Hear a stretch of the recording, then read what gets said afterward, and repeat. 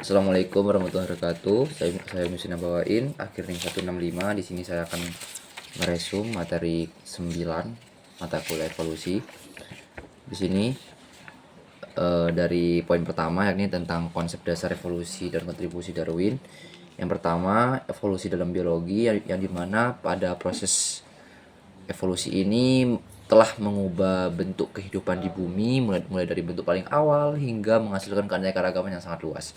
Selanjutnya dari ide-ide dari Charles Darwin sendiri, yakni dia merumuskan ide-ide utamanya ini dalam sebuah buku yang berjudul On the Origin of Species by Means of Natural Selection, yang dimana pada buku ini terpaut dua gagasan sentral Darwin. Yang pertama menyatakan bahwa spesies ini berevolusi dari spesies nenek moyangnya, dan juga menyatakan bahwa adanya seleksi alam seperti itu.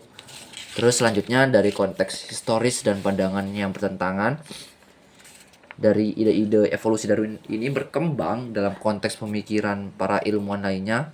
Yang pertama dari Linnaeus tentang klasifikasi, terus selanjutnya Hutton, Lamarck tentang Hutton ini tentang perubahan geologi bertahap atau gradualisme.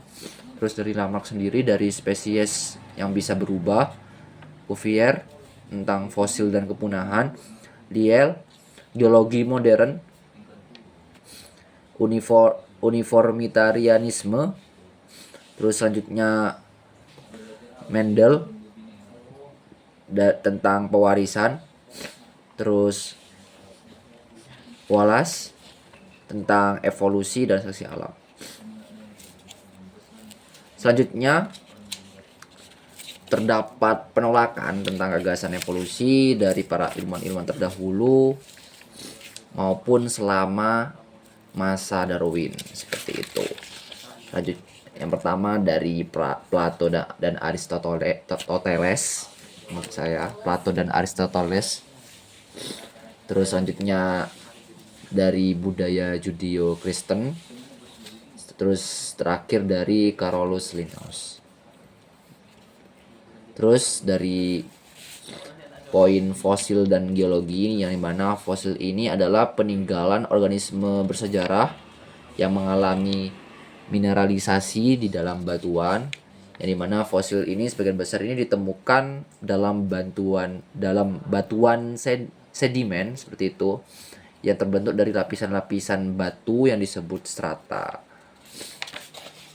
Dan selanjutnya dari penentuan umur fosil sendiri, yang dimana ini dapat dilakukan melalui dua tahapan. Yang pertama dari penentuan waktu relatif, yang dimana lapisan batu ini ditata secara berurut dengan yang paling tua di dasar seperti itu. Selanjutnya penentuan waktu radiometrik, yang dimana ini menggunakan unsur seperti karbon 14 atau potasium 40.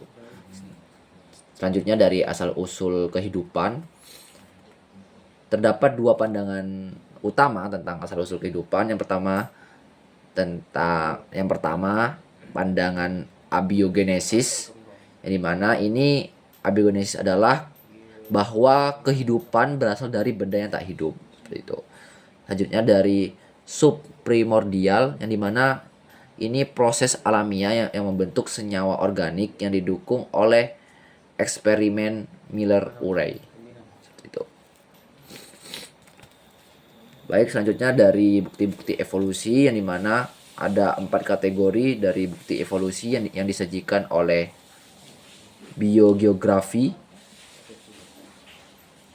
catatan fosil, anatomi perbandingan, dan embriologi perbandingan. Yang pertama dari biogeografi sendiri, yang ini meliputi penyebaran geografis spesies yang mencakup pengamatan bahwa spesies hidup yang indigenos memiliki hubungan kekerabatan dengan spesies di daratan utama terdekat atau pulau-pulau sekitar.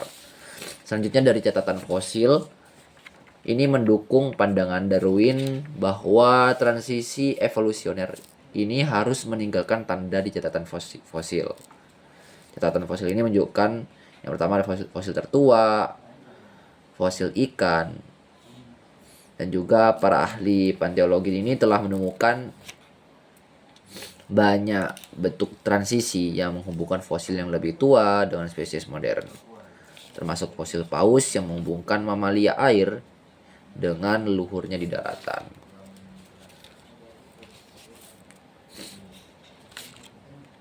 Terus selanjutnya dari anatomi perbandingan. Ini menunjukkan pewarisan dengan modifikasi melalui kemiripan anatomi antara spesies yang dikelompokkan bersama. Seperti itu contohnya dari tungkai depan, sayap, sirip, dan lengan. Seperti itu. Dan kemiripan dalam ciri-ciri khusus akibat nenek moyang yang sama ini disebut homologi, dan tanda anatomis evolusi tersebut disebut struktur homolog. Selanjutnya poin terakhir dari embriologi perbandingan, yang dimana organisme ini memiliki hubungan kekerabatan dekat akan melalui tahapan perkembangan embrio yang sama. Misalnya semua vertebrata maksud saya ini memiliki kantung insang yang pada sisi tenggorokannya. Pada ikan, kantung insangnya itu berkembang menjadi insang, sedangkan pada vertebrata darat, kantung ini termodifikasi menjadi saluran Eustachius. Itu. Dan embriologi perbandingan ini membentuk homologi pada beberapa struktur dari perkembangan organisme individu atau ontogeni, yakni, dan memberikan petunjuk juga tentang evolusioner spesies filogeni. Itu.